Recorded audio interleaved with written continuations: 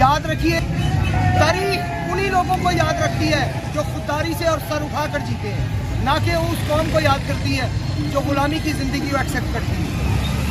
अगर आप चाहते हैं कि आप खुददारी और सर उठाकर जिए तो उस लीडर का साथ दें जो कि आपको सर उठाकर जीना सिखा रहा है, ना कि उन लोगों का जो कि खुद गुलाम है। अगर आज आप गुलामी की ज़िंदगी को एक्सेप्ट करेंगे, तारीख आपको कभी याद नहीं करेगी। अगर आप चाहते हैं कि तारीख आपको अच्छे अल्फाज में याद करे, इस पाकिस्तानी कौम को हमेशा याद रखे, तो उठिए, अपने हक के लिए लड़िए, अपने हक की जंग इन सियासतदानों से, इन गुलाम सियासतदानों से, और साथ दीजिए उस इंसान का जो आपको सर उठाकर जीना सिखा रहा है।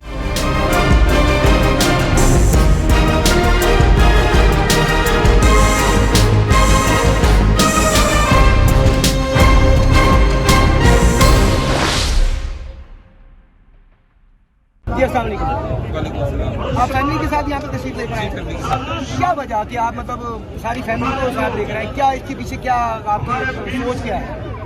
इसके पीछे हम लोगों ने इमरान खान को सपोर्ट करने में, बिकॉज इस वक्त जो उनकी सूरत हाल है उसमें जो बेस्ट पॉसिबल ऑप्शन है प्राइम मिनिस्टर के लिए वो इमरान खान ही है। तो इस वक्त आप देखिए कि आपका कमिटेड एक प्राइम मिनिस्टर जो जिस पे केसेस हैं, ठीक है ना, उसको हम लोगों ने प्राइम मिनिस्टर बना दिया और सुप्रीम कोर्ट ने ये सारा कुछ उसके साथ मिलकर किया है। सो एक इंटरनेशनल कॉन्स्पिरेसी तो थी, ठीक है ना, जिसके तहत ये सारा कुछ हुआ है।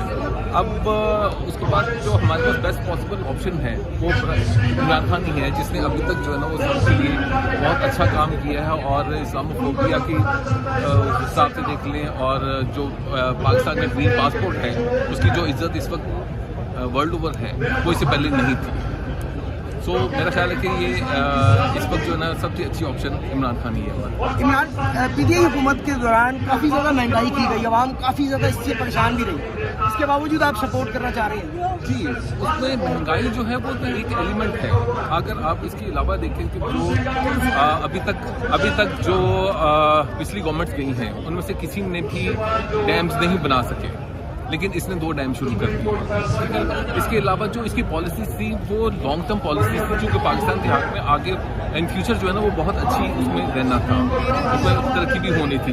बट ये सिर्फ एक महंगाई के एलिमेंट को लेके हम ये नहीं कह सकते कि पीटीआई जो है ना वो गवर्नमेंट उसकी फेल हो गई है, क्योंकि उसकी इंटरनेशनल जो अपना फॉरेन पॉलिसीज थी वो इससे बहुत बेहतर थी कि जो आगे जाके हमें लॉन्ग टर्म उनका बेनिफिट मिल सकता था। आप समझते हैं कि ये जो आप इस वक्त धरने में मौजूद हैं, यहाँ पे आए हुए हैं, ये इमरान खान साहब को सुनने के लिए आए हुए हैं, इसका कोई फ़ायदा आपकी अगली नस्ल को होगा? एग्जैक्टली जी, उसको होगा। अब उसके आप देखें ना कि जो उसने अवेयर करवा दिए लोगों को,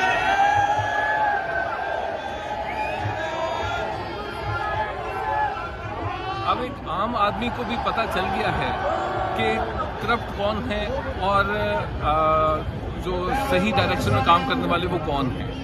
तो अगर ये आवाम निकली है तो इनको ये चीज़ पता चल गई है कि इमरान खान जो है वो सच्चा आदमी है और वो ठीक डायरेक्शन में काम कर रहा है, जिससे कि हमें हमारे मुल्क को तरक्की भी मिलेगी और उसका जो एक इमेज था वर्ल्ड ओवर वो भी रिवाइव हो जाएगा। बहुत शुक्रिया जी। नाज़रीन, अभी एक साहब जो यहाँ पे आए हुए हैं उनके व्यूज़ भी आपको सुनाए। कुछ ऐसे दोस्त भी हमें मिले जिन्होंने कहा जी महंगाई कर दी गई, ये कर दिया वो। भाई बात यह है कि इनकलाब लाने के लिए आपको बर्दाश्त भी करना पड़ेगा। इस्लाम ये नहीं कहता कि आपके पास पैसा आए, इस्लाम ये कहता है कि इज्जत से जीना सीखो, और इज्जत से जीना अगर कुछ सिखा रहा है आपको तो उसे सपोर्ट करना मैं समझता हूँ बहुत ज़रूरी है। हमें ऐसे लोगों का साथ हरगिज़ नहीं देना चाहिए जिनका कहना है कि बेगर्स आर नॉट चूजर्स। जो खुद फकीर है वो हमें क्या अमीर करेंगे? अगर वो इतने अमीर थे तो उन्होंने आते ही महंगाई के दोबारा से पहाड़ के तोड़ दिए अवाम पर। बहरहाल आप सबके सामने सारे हालात हैं कि पिछली हुकूमतें क्या करती आई हैं, ये हुकूमत क्या कर रही है। इस हुकूमत ने $22 बिलियन हुकूमत के खजाने में जमा करवाया, अपनी जेब से नहीं करवाया, उन लोगों से टैक्स निकलवाया जो टैक्स चोर थे। आज जब रिलीफ का टाइम आया तो दूसरी हुकूमत आके बैठ गई और ये शो कर रही है कि रिलीफ हम दे रहे हैं, जबकि रिलीफ वो नहीं दे रहे। रिलीफ उस पैसे से दिया जा रहा है जो पैसा इमरान खान साहब ने टैक्सों के जरिए इकट्ठा किया। देखते रहिए मल्टी न्यूज़ नेटवर्क चैनल। फिलहाल के लिए कैमरामैन जानशर के साथ अपने होस्ट